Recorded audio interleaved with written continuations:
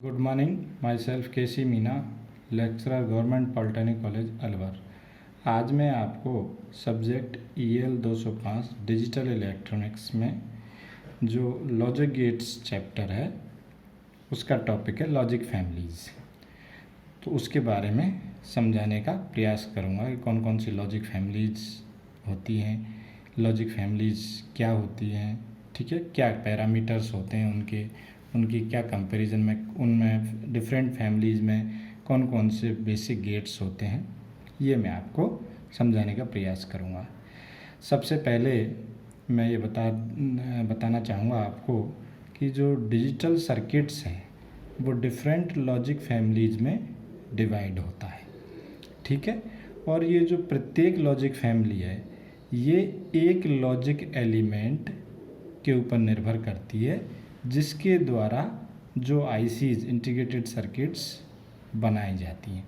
तो दूसरे शब्दों में ये कह सकते हैं कि जो ICs के अंदर जो मुख्य लॉजिक एलिमेंट सर्किट काम में लेते हैं उसी से उस फैमिली का नाम चलता है या उसी से उस लॉजिक फैमिली को जाना जा सकता है। तो जो लॉजिक सर्किट की सहायता से गेट्स, फ्लिप फ्लॉप्स इत्यादि बनाए जाते हैं तो उसी से उस लॉजिक फैमिली का नाम पुकारा जाता है। तो जो मुख्य जो लॉजिक फैमिलीज़ हैं, लॉजिक फैमिलीज़ हैं वो हैं आपकी RTL, register transistor logic, register transistor logic. दूसरी है आपकी DTL, डायोड ट्रांजिस्टर लॉजिक। तीसरी है आपकी TTL, ट्रांजिस्टर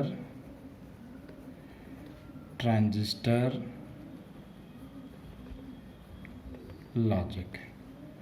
तीसरी मुख्य फैमिली है आपकी emitter coupled logic, emitter coupled logic या ECL। I²L, इंटीग्रेशन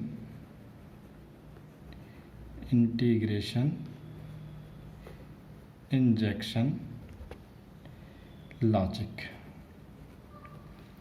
और एक है जो काफ़ी इम्पोर्टेंट है CMOS, complementary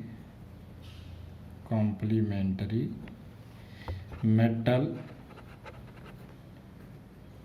oxide semiconductor logic, ठीक है। तो ये मुख्य जो लॉजिक फैमिलीज़ हैं जिनके बारे में हम जानकारी जुटाएंगे, ठीक है। तो उससे पहले मैं आपको बताना चाहूँगा कि ऐसे कौन कौन से पैरामीटर्स हैं जो लॉजिक फैमिलीज़ को स्टडी करने के काम में आते हैं या जो लॉजिक फैमिलीज़ की परफॉर्मेंस को बताता है या जो मैन्युफैक्चरर जिन पैरामीटर्स के डाटा प्रोडक्ट के साथ सप्लाई करता है वो कौन कौन से पैरामीटर्स होते हैं। तो पहला है आपका जैसे propagation delay.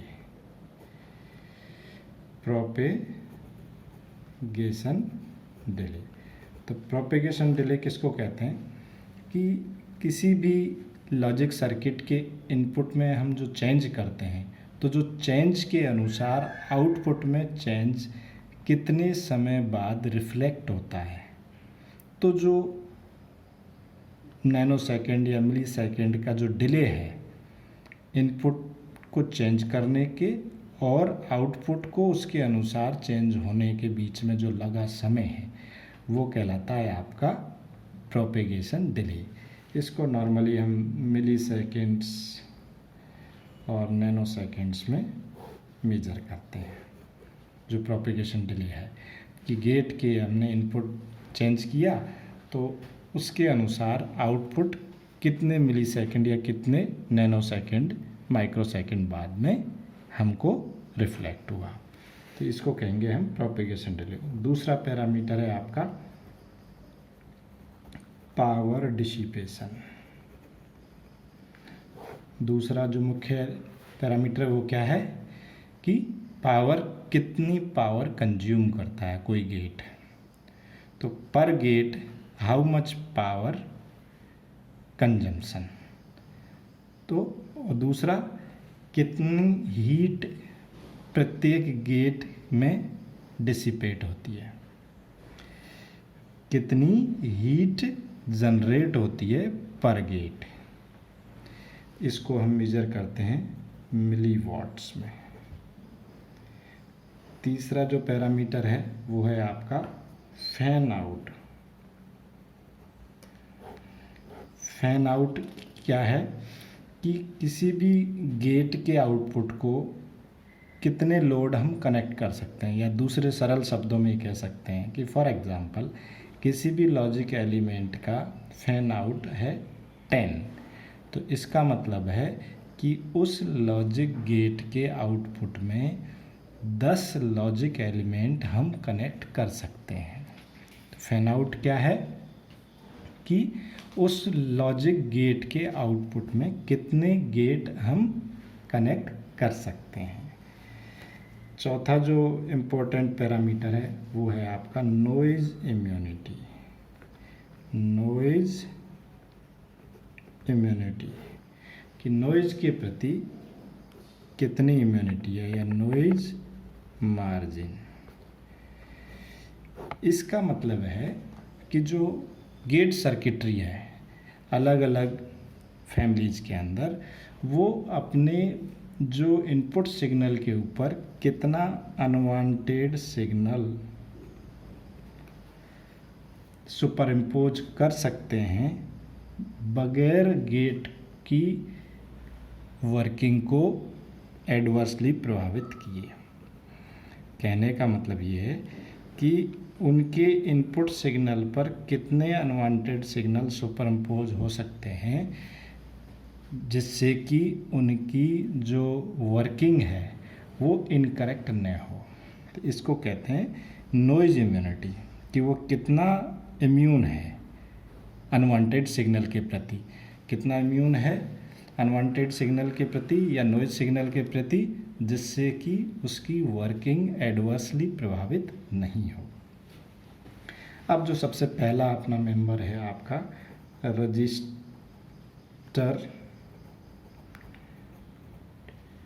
Transistor logic, RTL,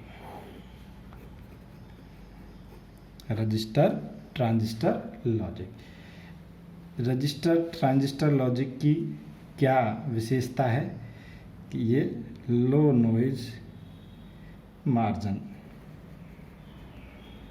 प्रदान करता है। दूसरे, इसके अंदर रेजिस्टेंस और ट्रांजिस्टर्स का उपयोग होता है। जो मेनली पूरी फैमिली के अंदर रजिस्टर और ट्रांजिस्टर का उपयोग करते हैं।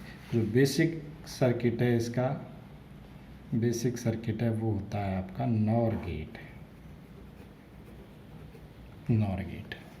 तो नॉर गेट का मैं सर्किट बनाता हूँ RTL के अंदर। ये देखिए आप, ये एक ट्रांजिस्टर है, ठीक है, ये दूसरा ट्रांजिस्टर है, दोनों के एमीटर करके ग्राउंड से जोड़े, और आपका इसका जो कलेक्टर है वो दोनों के कलेक्टर भी एक दूसरे से जुड़े हुए हैं। दोनों के कलेक्टर, दोनों ट्रांजिस्टर्स के कलेक्टर एक साथ जुड़े हुए हैं और एमीटर भी एक साथ जुड़े हुए हैं। बेस पर दोनों के इनपुट अलग अलग है।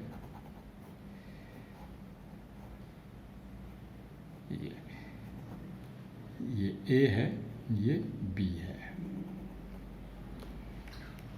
ठीक है, ये ग्राउंड।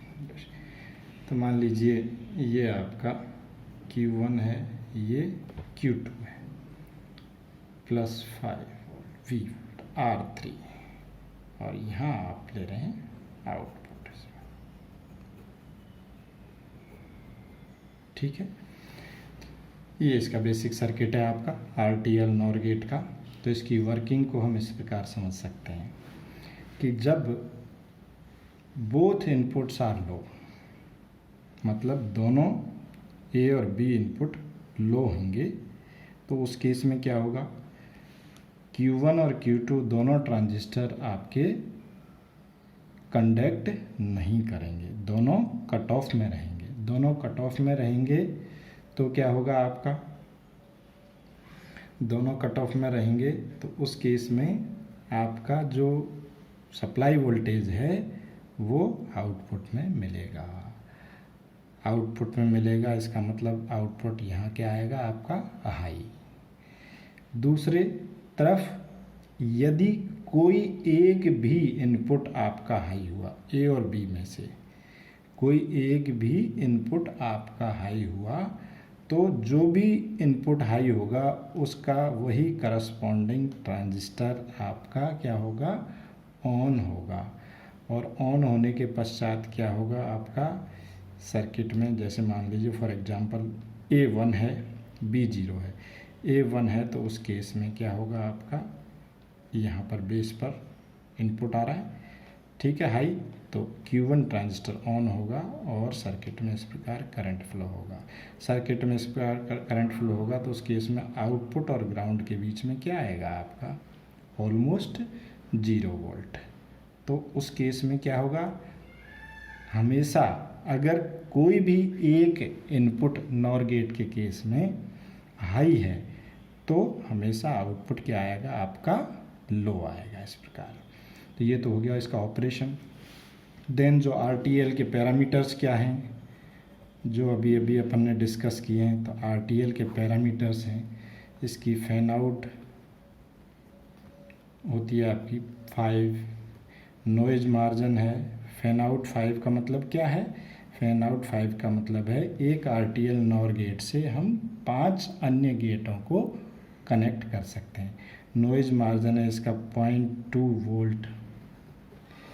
प्रोपेगेशन डिले जो है इसके अंदर लगभग 12 नैनो सेकेंड। पावर डिसिपेशन जो है इसका लगभग 12 मिली वॉट पर गेट। और पावर सप्लाई वोल्टेज इसको चाहिए 3.8 वोल्ट। एडवांटेज क्या हो गया इसका, इसका मुख्य एडवांटेज ये है कि ये लो पावर डिसिपेशन है, लो पावर डिसिपेशन, काफ़ी कम पावर कंज्यूम करता है या डिसिपेट करता है। डिसएडवांटेज क्या है इसके, डिसएडवांटेज इसका मुख्य डिसएडवांटेज है कि इसकी पुअर नॉइज इम्यूनिटी। दूसरा मुख्य डिसएडवांटेज है relatively low speed, slow in speed. तो ये दो मुख्य डिसएडवांटेज हैं, एक तो पुअर नॉइज इम्यूनिटी और दूसरा आपका slow speed, relative slow speed है, स्पीड ज़्यादा नहीं है। अब बात करते हैं अपन डायोड ट्रांजिस्टर लॉजिक की। तो डायोड ट्रांजिस्टर लॉजिक की बात करते हैं, DTL, डायोड ट्रांजिस्टर लॉजिक या DTL, ठीक है। दूसरी फैमिली कौन सी है, डायोड ट्रांजिस्टर लॉजिक, जिसके अंदर डायोड और ट्रांजिस्टर्स के कॉम्बिनेशन से different logic gates, flip flops, circuits बनाए जाते हैं, ठीक है। तो RTL से ये बेटर नॉइज परफॉर्मेंस देगी, RTL की तुलना में ये थोड़ी better noise performance, noise margin थोड़ा ठीक है, लेकिन स्टिल स्लो इन स्पीड, अभी भी ये स्पीड इसकी कम है। तो इसके जो बेसिक गेट्स हैं वो कौन कौन से हैं आपके, एंड, और, एंड, नैंड, ये बेसिक गेट्स हैं इसके, एंड, और, एंड, नैंड। अब मैं एक एक की वर्किंग बताता हूँ आपको। सबसे पहले एंड गेट, ये एंड सर्किट। एंड सर्किट में आपका ये एंड सर्किट है, ये डायोड है, ये दूसरा डायोड आपका, दोनों का ये जंक्शन है आपका, ये ट्रांजिस्टर का बेस, ये एमीटर से रेजिस्टेंस जुड़ा हुआ है, यहाँ आप आउटपुट ले रहे हैं, और जो सप्लाई है +5 वोल्ट या VCC, यहाँ से एक थ्रू रेजिस्टेंस आपका ये पॉइंट जंक्शन को दे रखा है। ये इनपुट्स हैं आपके A और B। ये 0 वोल्ट मतलब 0 लॉजिक, +5 वोल्ट मतलब 1 लॉजिक 1। ठीक है, ये आपका लॉजिक सर्किट है इसका। ये कलेक्टर, ये एमीटर और ये बेस। ठीक है, तो इसकी वर्किंग को हम इस प्रकार समझ सकते हैं कि यदि दोनों इनपुट्स में से कोई भी लॉजिक 0 पे होगा, मतलब 0 पे होगा, तो उस केस में उसी करस्पॉन्डिंग का जो डायोड है वो आपका फॉरवर्ड बायस होगा, इस प्रकार। फॉर एग्जांपल, या इस प्रकार, जो भी आपका A और B में से दोनों या कोई एक जो भी लो होगा वही डायोड आपका फॉरवर्ड बायस हो जाएगा थ्रू इस R के। तो इससे क्या होगा, फॉरवर्ड बायस हो जाएगा तो ये जो पॉइंट X है ये क्या आ जाएगा, ग्राउंड से कनेक्ट हो जाएगा। ग्राउंड से कनेक्ट हो जाएगा तो आपका बेस पर क्या हो जाएगा, आपका 0 वोल्ट। इससे क्या हो जाएगा, ट्रांजिस्टर आपका कट ऑफ स्टेट में चला जाएगा और इस ट्रांजिस्टर के थ्रू कोई करंट फ्लो नहीं होगा, जिससे कि आउटपुट क्या आएगा आपका 0 या लो। तो जब दोनों इनपुट या कोई एक इनपुट एंड गेट में लो होगा तो आउटपुट क्या आना चाहिए, लो।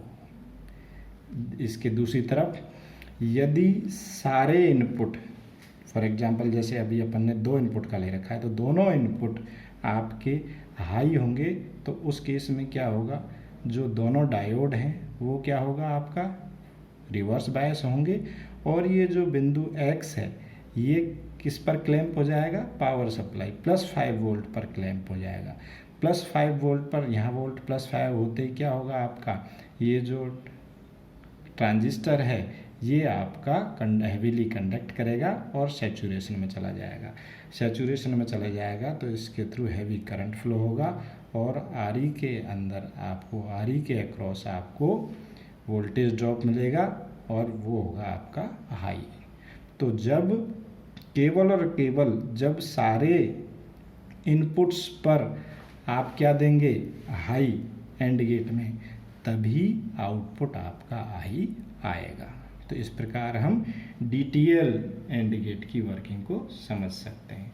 इसी प्रकार DTL और गेट है, DTL और गेट, DTL और गेट का ये सर्किट है आपका, ये दूसरा ये डायोड हो गया, ये A इनपुट, ये B इनपुट, दोनों का ये जंक्शन, ये ट्रांजिस्टर, ये इससे RE रेजिस्टेंस जुड़ा हुआ है, यहाँ से एक रेजिस्टेंस लेकर हम यहाँ RE से जोड़ रहे हैं। ठीक है, और कलेक्टर से सप्लाई VCC बराबर +5 वोल्ट ये जुड़ा हुआ है। आउटपुट ले रहे हैं हम RE रेजिस्टेंस के अक्रॉस, यहाँ Y। ये RE रेजिस्टेंस, ये R1 X पॉइंट। ठीक है, ये है आपका DTL और गेट। तो DTL और गेट की वर्किंग को किस प्रकार समझेंगे कि देखिए आप, यदि किसी भी OR गेट के अंदर सारे या कोई एक इनपुट लॉजिक 1 पर होगा, लॉजिक 1 पर होगा, उस केस में क्या होगा, करस्पॉन्डिंग डायोड्स आपके फॉरवर्ड बायस में होंगे। करस्पॉन्डिंग डायोड्स फॉरवर्ड बायस में होंगे तो क्या होगा, आपका जो पॉइंट X है ये, इस पर क्या मिलेगा आपको, क्लैंप होगा +5 वोल्ट। फॉर एग्जांपल मान लीजिए मैं बोल रहा हूँ कि A 1 है और B 0 है, तो ये जो डायोड है फॉरवर्ड बायस होगा, +5 वोल्ट यहाँ मिलेगा आपको। जैसे ही +5 वोल्ट यहाँ मिलेगा तो आपका जो ट्रांजिस्टर है वो ट्रांजिस्टर क्या होगा, आपका हैवीली कंडक्ट करेगा और उसके थ्रू करंट फ्लो होगा और RE के अक्रॉस आपको वोल्टेज मिलेगा जो कि आपका हाई होगा। तो OR गेट के अंदर क्या होगा, या तो सारे 1 हो इनपुट, या कोई भी एक भी अगर इनपुट 1 है तो आपका आउटपुट क्या आएगा, हाई या 1 आएगा। दूसरे शब्दों में, यदि सारे इनपुट लो हैं, यदि सारे इनपुट लो हैं, तब ये भी डायोड और ये डायोड दोनों रिवर्स बायस में होंगे। रिवर्स बायस में होंगे तो क्या होगा, एक तरीके से जो X पर वोल्टेज क्या होगा, लगभग 0 होगा। तो क्या होगा, जो ट्रांजिस्टर है वो आपका कट ऑफ रीजन में चला जाएगा। कट ऑफ रीजन में चला जाएगा तो इसके थ्रू कोई करंट फ्लो नहीं होगा, RE के अक्रॉस आपको कोई वोल्टेज नहीं मिलेगा, अर्थात आपका आउटपुट लो होगा। तो जब सारे इनपुट आपके लो लेवल पे होंगे तो ही आउटपुट आपका लो आएगा, अन्यथा अगर एक भी इनपुट हाई हुआ तो OR गेट में आउटपुट हाई आएगा। इस प्रकार इसकी वर्किंग को हम इस प्रकार समझ सकते हैं। इसी प्रकार DTL NAND गेट है। NAND गेट देखिए आप, इसका ये सर्किट है, ये डायोड, दूसरा इनपुट ये है आपका ये, ठीक है। ये दोनों का जंक्शन बना दिया हमने और इससे जोड़ दिया एक अन्य डायोड 3 और ये दे दिया आपके ट्रांजिस्टर के बेस पर। ये कलेक्टर से जुड़ा हुआ रेजिस्टेंस है और इसको सप्लाई से जोड़ा है VCC से, और यहाँ पर ये रेजिस्टेंस के थ्रू इस जंक्शन से, और ये आपका डायोड का ये सिरा आपका R3 रेजिस्टेंस की सहायता से यहाँ जोड़ रखा है। तो ये जो इनपुट हैं A और B, ये है आपका D1, ये है D2, ये है D3, ये है R1 रेजिस्टेंस, ये R2 रेजिस्टेंस। आउटपुट ले रहे हैं आप यहाँ पर, ये आउटपुट ले रहे हैं, ठीक है। ये R3। इसकी वर्किंग को हम इस प्रकार समझ सकते हैं, वर्किंग को हम इस प्रकार समझ सकते हैं NAND गेट की को, जब दोनों या सारे इनपुट्स हाई होंगे, जब सारे इनपुट हाई होंगे तो क्या होगा, आपका D1 और D2 डायोड आपके रिवर्स बायस होंगे और इनके थ्रू इस प्रकार इस पथ में कोई करंट फ्लो नहीं होगा, ठीक है। तो जब ये दोनों रिवर्स बायस में होंगे तो करंट फ्लो नहीं होगा इनके थ्रू, और जो पॉइंट X है ये आपका, इस पर क्या होगा, +5 वोल्ट। जैसे ही इस पर ये स्थिति होगी +5 वोल्ट की, डायोड D3 है ये फॉरवर्ड बायस हो जाएगा, फॉरवर्ड बायस हो जाएगा और Q1 करंट को बेस करंट मिलने लगेगा। तो इससे क्या होगा, आपका जो Q1 ट्रांजिस्टर है ये कंडक्ट करेगा और सैचुरेशन में चला जाएगा। सैचुरेशन में चला जाएगा तो इसके थ्रू हैवी करंट फ्लो होगा, जिसके कारण क्या होगा, आपका आउटपुट और ग्राउंड के बीच में आपको वोल्टेज बहुत ही शून्य के करीब मिलेगा। तो इसका मतलब क्या है, जब सारे इनपुट आपके हाई होंगे नैंड गेट में, तब आपको क्या मिलेगा आपका इस केस में, इस केस में जो वाइपर क्या होगा आपका लो होगा। जब सारे इनपुट आपके हाई होंगे यहाँ पर, उस केस में आउटपुट क्या मिलेगा आपको, लो। दूसरे शब्दों में हम इसको यूँ भी समझ सकते हैं कि कोई भी एक इनपुट अगर इसका लो होगा तो वही करस्पॉन्डिंग डायोड आपका फॉरवर्ड बायस हो जाएगा। फॉरवर्ड बायस हो जाएगा तो क्या होगा, आपका जो एक्स पॉइंट है इस पर 0 वोल्ट आएगा। 0 वोल्ट आते ही क्या होगा, आपका जो ट्रांजिस्टर है इसको प्रॉपर सिग्नल नहीं मिलेगा और ये कट ऑफ में चला जाएगा। कट ऑफ में जाते ही इस सर्किट में करंट फ्लो नहीं होगा और आपके आउटपुट के अक्रॉस जो सप्लाई है वो ऑलमोस्ट सप्लाई वोल्टेज मिलेगा, तो आपका उस केस में आउटपुट हाई होगा। तो दूसरे शब्दों में कह सकते हैं कि नैंड गेट में अगर कोई भी इनपुट आपका लो लॉजिक पे होगा, लो होगा, तो उसका सदैव उसका आउटपुट हाई होगा। तो ये तो तीनों जो बेसिक गेट्स की वर्किंग हो गई आपकी। इसके पैरामीटर्स इस प्रकार हैं। नैंड गेट के पैरामीटर्स, फैन आउट इसका 8, मतलब 8 गेट्स को हम इसके आउटपुट से कनेक्ट कर सकते हैं। नॉइज मार्जिन है इसका 0.7 वोल्ट। प्रोपेगेशन डिले है इसकी, propagation delay 30 nanosecond. Power dissipation है इसका, पावर डिसिपेशन 8 से 12 मिलीवाट पर गेट। और पावर सप्लाई रिक्वायरमेंट है इसकी,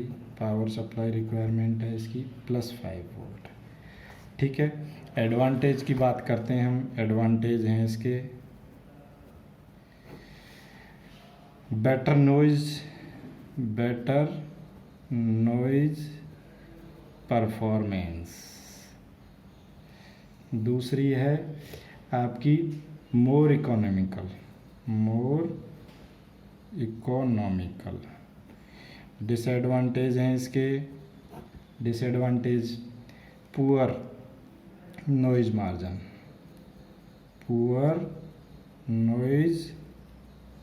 मार्जिन। दूसरा है आपका हाई प्रोपेगेशन